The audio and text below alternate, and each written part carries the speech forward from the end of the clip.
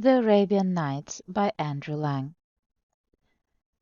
Andrew Lang was born on March 31st, 1844, and died on July 20th, 1912.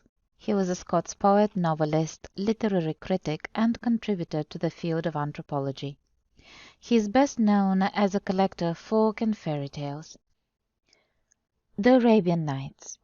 In the chronicles of the ancient dynasty of the Sassanidae, who reigned for about 400 years from Persia to the borders of China, beyond the great river Ganges itself, we read the praises of one of the kings of this race, who was said to be the best monarch of his time. His subjects loved him, and his neighbors feared him, and when he died, he left his kingdom in a more prosperous and powerful condition than any king had done before him. The two sons who survived him loved each other tenderly, and it was a real grief to the elder, Shahriar, that the laws of the empire forbade him to share his dominions with his brother Shahzaman.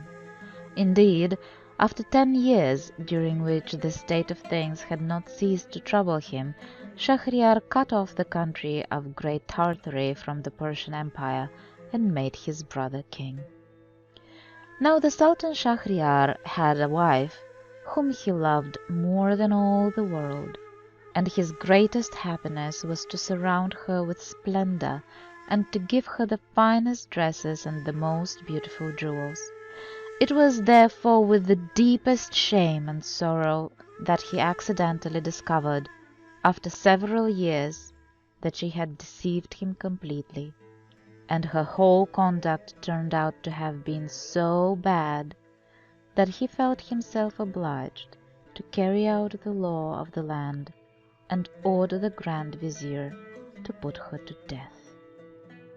The blow was so heavy that his mind almost gave way, and he declared that he was quite sure that at bottom all women were as wicked as the Sultana, if you could only find them out, and that the fewer the world contained, the better. So every evening he married a fresh wife, and had her strangled the following morning before the Grand Vizier, whose duty it was to provide these unhappy brides for the Sultan. The poor man fulfilled his task with reluctance, but there was no escape, and every day saw a girl married and a wife dead. This behavior caused the greatest horror in the town, where nothing was heard but cries and lamentations. In one house was a father weeping for the loss of his daughter, in another perhaps a mother trembling for the fate of her child. And instead of the blessings that had formerly been heaped on the Sultan's head, the air was now full of curses. The Grand Vizier himself was the father of 2 daughters, of whom the elder was called Sheherazade, and the younger Dinarzade. Dinarzade had no particular gifts to distinguish her from the other girls, but her sister was clever and courageous in the highest degree. Her father had given her the best masters in philosophy, medicine, history, and the fine arts, and besides all this, her beauty excelled that of any girl in the kingdom of Persia. One day, when the Grand Vizier was talking to his eldest daughter, who was his delight and pride, Sheherazade said to him, "Father, I have a favor to ask you. Will you grant it to me?" "I can refuse you nothing," replied he. "That is just and reasonable." "Then listen," said Sheherazade. "I am determined to stop this barbarous practice of the Sultan's, and to deliver the girls and mothers from this awful fate that hangs over them." "It would be an excellent thing to do," returned the Grand Vizier. "But how do you propose to accomplish it?" "My father," answered Sheherazade, "it is you who have to provide the Sultan daily with a fresh wife, and I implore you, by all the affection you bear me, to allow the honor to fall upon me." "Have you lost your senses?" cried the Grand Vizier, starting back in horror. "What has put such a thing into your head? You ought to know by this time that it means to be the Sultan's bride." "Yes, my father, I know it well," replied she, "and I am not afraid to think of it. If I fail, my death will be a glorious one, and if I succeed, I shall have done a great service to my country." "It is of no use," said the Grand Vizier. "I shall never consent. If the Sultan was to order me to plunge a dagger in your heart, I should have to obey. What a task for a father! Ah, if you do not fear death, fear at any rate the anguish you would cause me." "Once again, my father," said Shahrazad, "will you grant me what I ask?" "What? Are you still so obstinate?" exclaimed the Grand Vizier. "Why are you so resolved upon your own ruin?" But the maiden absolutely refused to attend to her father's words, and at length, in despair, the Grand Vizier was obliged to give way, and went sadly to the palace to tell the Sultan that the following evening he would bring him Sheherazade. The Sultan received this news with the greatest astonishment. "How have you made up your mind," he asked, "to sacrifice your own daughter to me?" "Sire," answered the Grand Vizier, "it is her own wish. Even the sad fate that awaits her could not hold her back." "Let there be no mistake, Vizier," said the Sultan. "Remember you will have to take her life yourself. If you refuse, I swear that your head shall pay forfeit." "Sire," returned the Vizier, "whatever the cost, I will obey you. Though a father, I am also your subject." So the Sultan told the Grand Vizier he might bring his daughter as soon as he liked.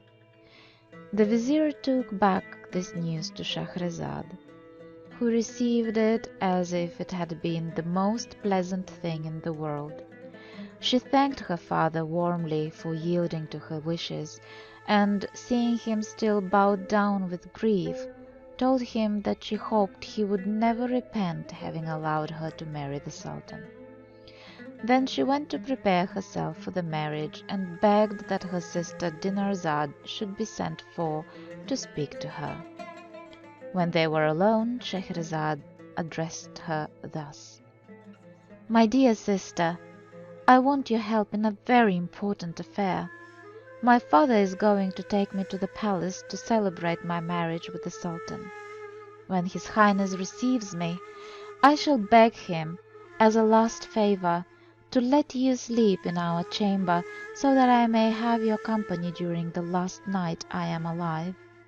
If, as I hope, he grants me my wish, be sure that you wake me an hour before the dawn, and speak to me in these words: 'My sister, if you are not asleep, I beg you, before the sun rises, to tell me one of your charming stories. Then I shall begin, and I hope by this means to deliver the people from the terror that reigns over them.'" Dinarzade replied that she would do with pleasure what her sister wished. When the usual hour arrived, the Grand Vizier conducted Sheherazade to the palace, and left her alone with the Sultan, who bade her raise her veil, and was amazed at her beauty. But seeing her eyes full of tears, he asked what was the matter. "Sire," replied Sheherazade, "I have a sister who loves me as tenderly as I love her. Grant me the favor of allowing her to sleep this night in the same room, as it is the last we shall be together." Shahriar consented to Shahrazade's petition, and Dinarzade was sent for. An hour before daybreak, Dinarzade awoke, and exclaimed, as she promised: "My dear sister, if you are not asleep, tell me, I pray you, before the sun rises, one of your charming stories. It is the last time that I shall have the pleasure of hearing you." Sheherazade did not answer her sister, but turned to the Sultan. "Will your Highness permit me to do as my sister asks?" she said. "Willingly," he answered. So Sheherazade began. The Story of the Merchant and the Genius. Sire, there was once upon a time a merchant who possessed great wealth in land and merchandise, as well as in ready money. He was obliged from time to time to take journeys to arrange his affairs. One day, having to go a long way from home, he mounted his horse, taking with him a small wallet in which he had put a few biscuits and dates, because he had to pass through the desert where no food was to be got. He arrived without any mishap, and, having finished his business, set out on his return. On the 4th day of his journey, the heat of the sun being very great, he turned out of his road to rest under some trees. He found at the foot of a large walnut tree a fountain of clear and running water. He dismounted, fastened his horse to a branch of the tree, and sat by the fountain, after having taken from his wallet some of his dates and biscuits. When he had finished his frugal meal, he washed his face and hands in the fountain. When he was thus employed, he saw an enormous genius, white with rage, coming towards him with a scimitar in his hand. "Arise," he cried in a terrible voice, "and let me kill you as you have killed my son." As he uttered these words, he gave a frightful yell. The merchant, quite as much terrified at the hideous face of the monster as at his words, answered him tremblingly, "Alas, good sir, what can I have done to you to deserve death?" "I shall kill you," repeated the genius, "as you have killed my son." "But," said the merchant, "how can I have killed your son? I do not know him, and I have never even seen him." "When you arrived here, did you not sit down on the ground?" asked the genius. "And did you not take some dates from your wallet? And whilst eating them, did not you throw the stones out?" "Yes," said the merchant, "I certainly did so." "Then," said the genius, "I tell you, you have killed my son, for whilst you were throwing about the stones, my son passed by, and one of them struck him in the eye and killed him. So I shall kill you." "Ah, sir, forgive me," cried the merchant. "I will have no mercy on you," answered the genius. "But I killed your son quite unintentionally, so I implore you to spare my life." "No," said the genius, "I shall kill you as you killed my son." And so saying, he seized the merchant by the arm, threw him on the ground, and lifted his sabre to cut off his head. The merchant, protesting his innocence, bewailed his wife and children, and tried pitifully to avert his fate. The genius, with his raised scimitar, waited till he had finished, but was not in the least touched. Sheherazade, at this point, seeing that it was day, and knowing that the Sultan always rose very early to attend the council, stopped speaking. "Indeed, sister," said Dinarzade, "this is a wonderful story." "The rest is still more wonderful," replied Sheherazade, "and you would say so, if the Sultan allow me to live another day, and would give me leave to tell it to you the next night." Shahriar, who had been listening to Sheherazade with pleasure, said to himself, "I will wait till tomorrow. I can always have her killed when I have heard the end of her story." All this time the Grand Vizier was in a terrible state of anxiety, but he was much delighted when he saw the Sultan enter the council chamber without giving the terrible command that he was expecting. The next morning, before the day broke, Dinarzade said to her sister, "Dear sister, if you are awake, I pray you to go on with your story."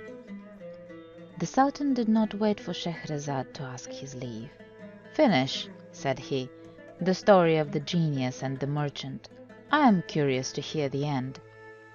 So Sheherazade went on with the story. This happened every morning. The Sultana told a story, and the Sultan let her live to finish it.